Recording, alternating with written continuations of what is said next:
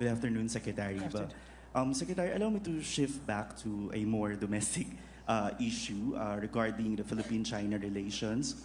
Can I just say something? May I request that the questions now focus on what I just said, because this press conference is actually because of the ASEAN ministerial meeting. Probably if I have time, I'll answer domestic questions later. Okay. Speaking of the code of conduct, are there still any contentious issues that ASEAN and China are still trying to resolve? And what kind of commitment did you get from your fellow foreign ministers to conclude? Well, contentious issues, I think you're aware of it, is the milestone issues. I think I enumerated it.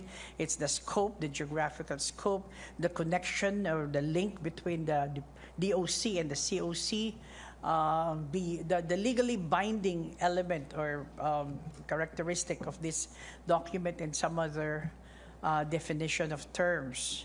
Your next question is, was there any commitment from any commitment of a sort? Definitely.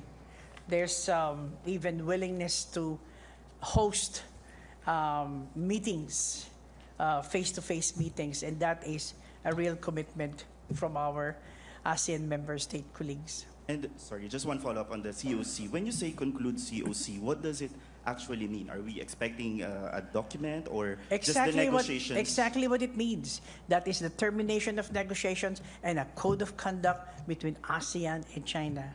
That's what it means. Thank you.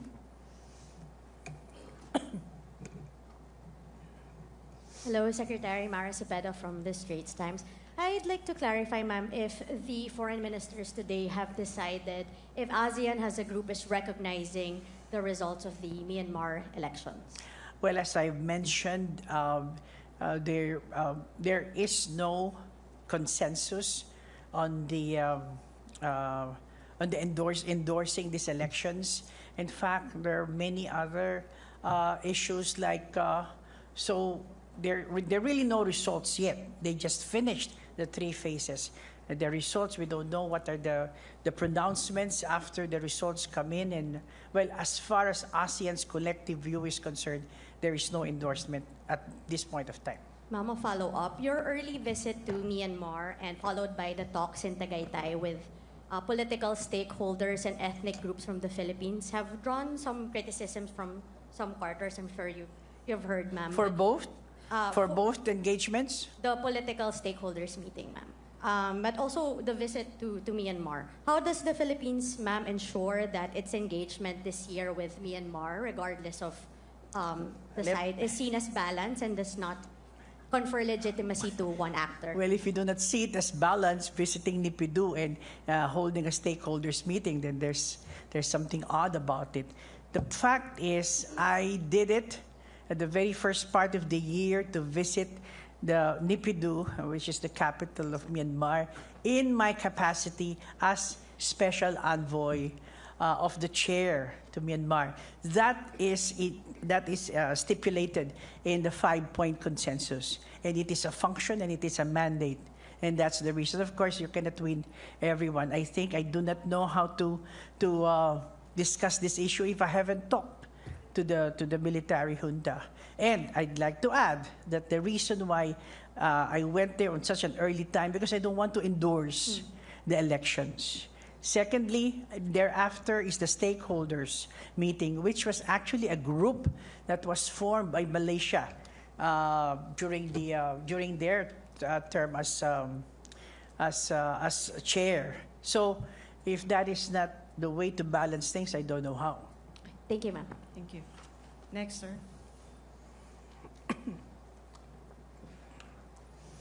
Good afternoon, Secretary. I'm Waikit from CNA. Madam Secretary, earlier you mentioned unilateral actions that have cross-regional implications. Can I ask, what are ASEAN's safeguards if these threats are made directly to our region? And just one more question on Myanmar. How does ASEAN plan to strike a balance between having a firm position on the Myanmar military of 5-point consensus while also noting that developments may move towards business as usual post-election? How can both tracks coexist, and how would you see these coexistence in a post-election Myanmar? Sorry, I didn't get your first question, but I'd like to respond to your second question. I think what is meant there is bilaterally certain members or ASEAN member states can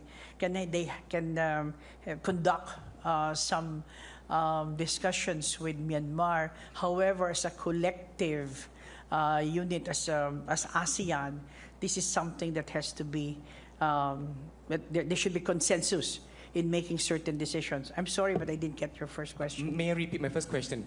Earlier in your opening remarks, you talked about unilateral actions that has cross-border implications. If such unilateral actions were to be made directly against our region, what safeguards does ASEAN have? Can you say that in what context was the unilateral discussions?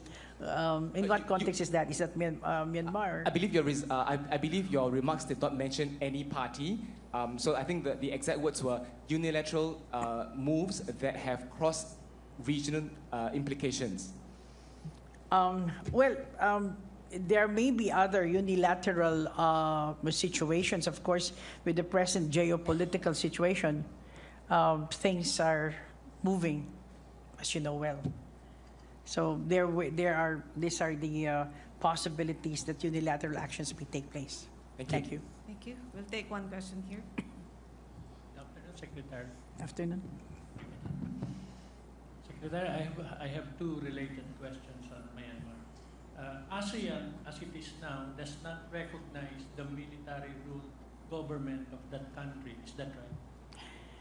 Let me qualify that. But yes, the answer is yes. We do not. ASEAN does not recognize the Myanmar military junta as of now. I mean, which are situated in the capital. My next question is, so in that context, whether there was consensus or not among your fellow ministers today in the retreat meetings, there is no way for ASEAN, because you do not recognize the military administration that held the elections, there's no way for ASEAN now to recognize the elections as it is, as of now, right? Well, I guess some ASEAN member states are also looking into the outcome of the elections. They yes, they do not agree that this military government is not recognized, but it's, as I said, evolving character. There's no decision yet. So it seems that there are a number of very pragmatic way of looking at things that such might evolve into another policy decision at a certain point of time. But it's not as of this date. Yeah, but as of now, officially, ASEAN as a bloc does not recognize the elections. No. Right? It does not. Yes, as of now. It does not recognize the recently held It has not endorsed the 3 phases of the elections that was held in Myanmar. That means it does not recognize the 3 states elections, right? Just to be clear. It's how would I say? Well, simply saying, to respond to your question, yes, it does not recognize, but there are nuances and permutations towards that. All right. Thank you for that, ma'am. Ma'am, and next on the COC, you are hopeful, as everybody, as all the ministers are, to conclude the talks this year. I think there are 5 or 4 contentious issues called milestones that you have to conclude. Can you tell us at this point how many, if 1 or 2 or all of, there have been no significant conclusion of any of the 4 or 5 milestones or contentious issues? To answer the question directly, the question was contentious issues. There's not been any result or decision on the contentious issues, but there seem to be. I think everybody is trying to do its respective way on how to do things. Like, I just want to tell you that one of the ASEAN member states has come up with a paper on one of the milestone issues. So now everybody is trying to put in definitions as well as possible areas of cooperation, and trying to address the milestone issues. I'm sorry, Wing last. Malaysia, Indonesia, the recent chairmen have failed to bring, significant progress in the COC talk. Now, as chair, the Philippines, can you describe to us your level of confidence of concluding the very difficult talks that you're facing? Is it low, middle, or high?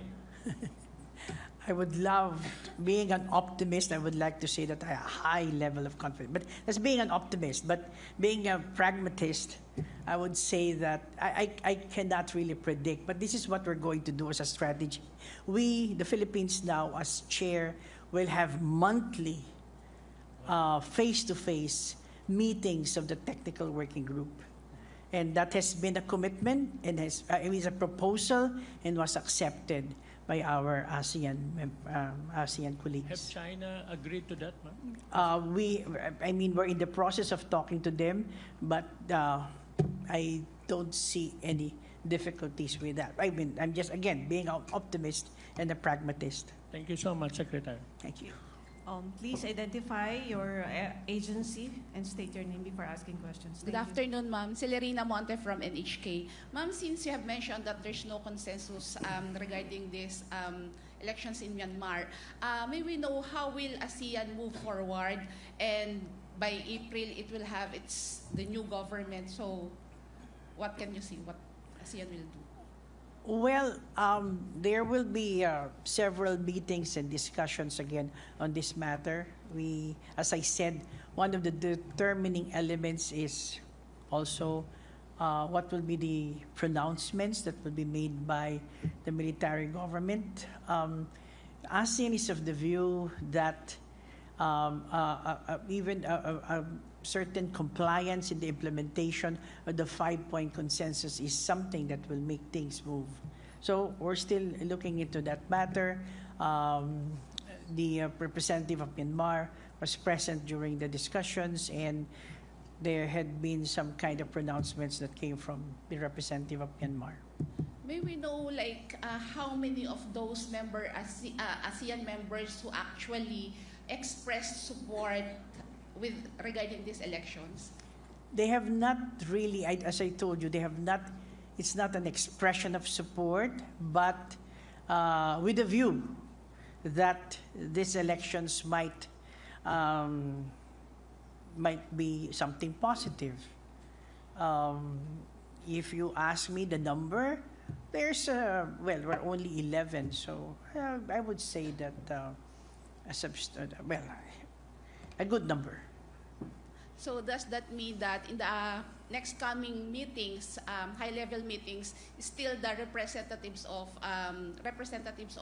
Myanmar would be not the ministerial level? I guess that is still a statement, or rather a decision by the leaders, that no member of the military government will sit in the summit level as well as the foreign ministerial level. So that is a decision that may not be that easy until there is another leaders, depending on how it evolves, and only the leaders can amend such a leader's decision.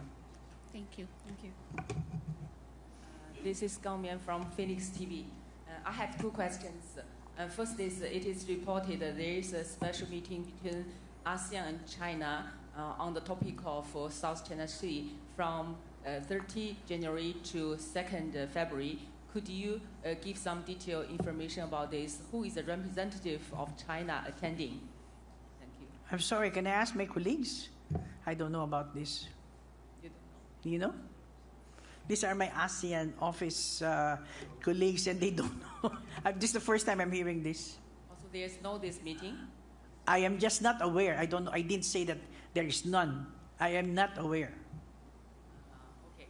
And second question is, in the region, there is a tendency that the cross-border crimes become spreading, which affected the tourism and economic development in the region. And internationally, there is also some big issues such as Venezuela, President be kept, and the Greenland issue, and also the Middle East Iran problems.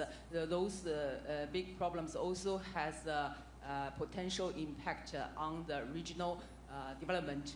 So what kind of exchanges between these ASEAN countries share in this foreign minister retreats? Well, just to say that the subjects that you have mentioned had a lot of airtime, if I may say so, in our discussions of the foreign ministers. Indeed, these are issues, regional, international issues that have that may have an impact to the region, and therefore much has been said about these issues that you mentioned, which involves, and we go back to the basic issue, to the principles of ASEAN and the rules-based international order, dispute settlement, the use of diplomacy and dialogue. We always go back to that principle whenever we have discussions on these issues that you have mentioned. Thank you. Thank you. Next. Good afternoon. My name is Yuki Fujita from Nikkei, Japanese media. I'd like to ask about the relations between ASEAN and the United States.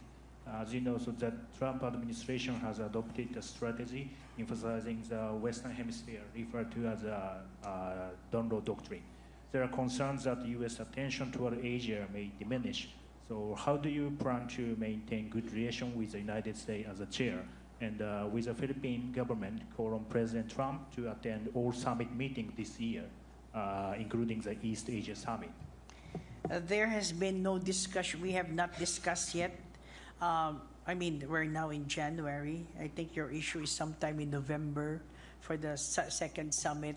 Of course, we are preparing, but I think it's premature to respond to your questions as of this time. Okay, thank you. Next. Can I have two more questions, as I have another bilateral meeting? Yes, Thank ma'am. you. Two more questions. Hi, Ma'am. Joanna Balyaran from GG Press. Ma'am, aside from the monthly meetings, what other novel strategies would the Philippines do this time to ensure that the COC will be finalized by the end of the Philippines chair, ASEAN chair? Your question was as aside from the frequency? Yes. Yeah, good questions. As I said, one country, one ASEAN member state came up with a paper on one of the milestones. And then there were other member states who are now coming up with papers on the milestone issues. We, the Philippines, well, just to be open about it, one of the issues is on the definition of self-restraint. So that is something that the Philippine, our delegation, is working on, again, not only a definition, but possible terms of reference of that issue on the definition, well, on that of self-restraint.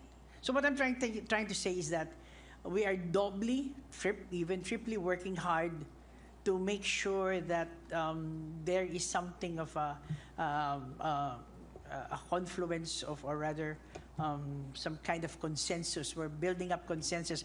Right now, we're doing the role of a consensus builder.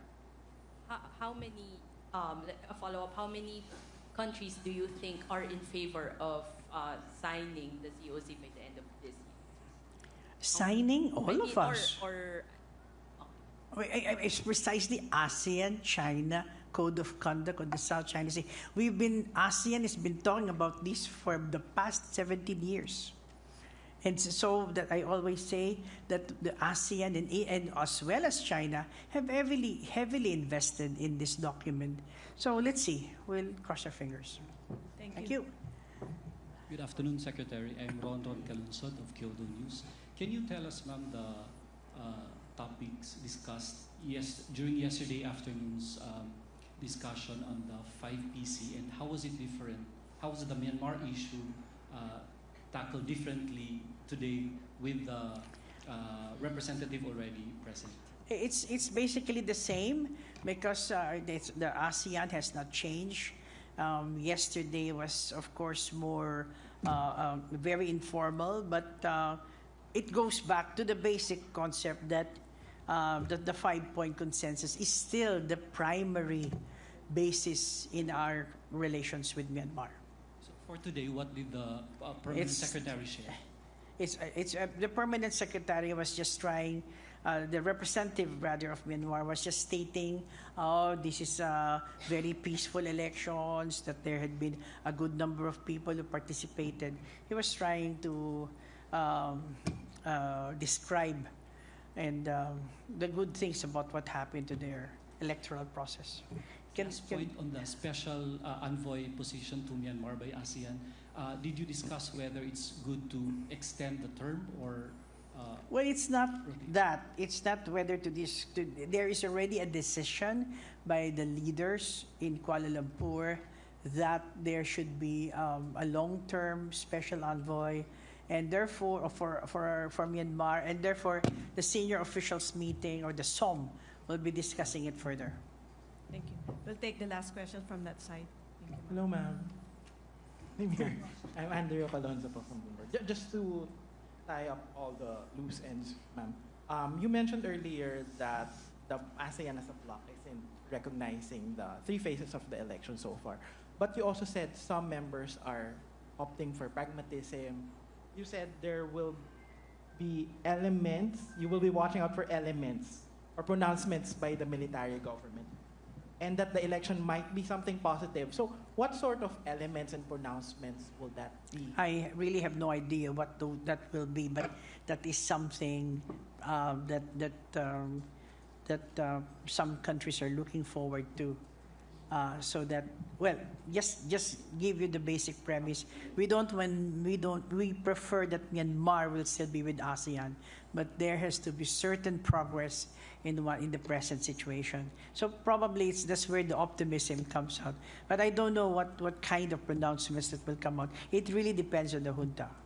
Okay, and you mentioned that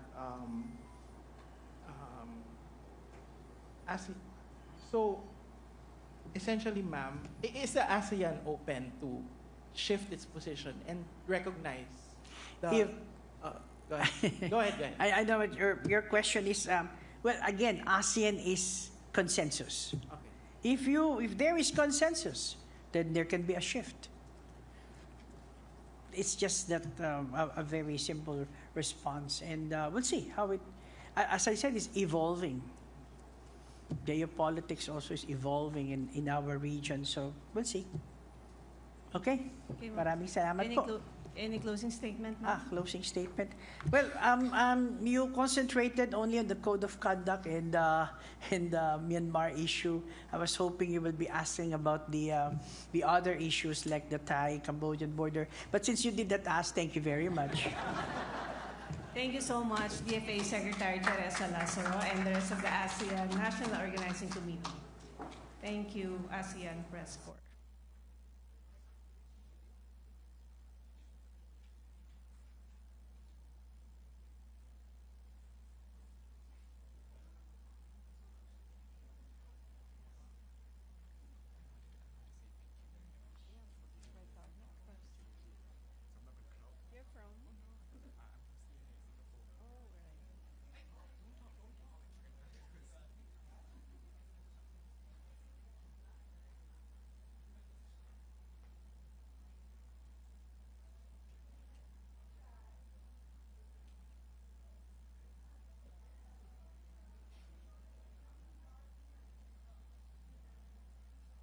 National to local. It is all about interconnectivity and cooperation. Hence, our tourism summit. Let's get those conversations going, everybody. A round of applause for my panel, please. That is, again, all about accessible and seamless travel. May I have a photo opportunity, please? Bud, Michelle, Olivier, and Jane, nicely done. Thank you very, very much.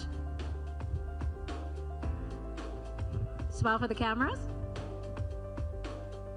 Thank you. How about a round of applause for this panel? Thank you for your generosity, being very impactful.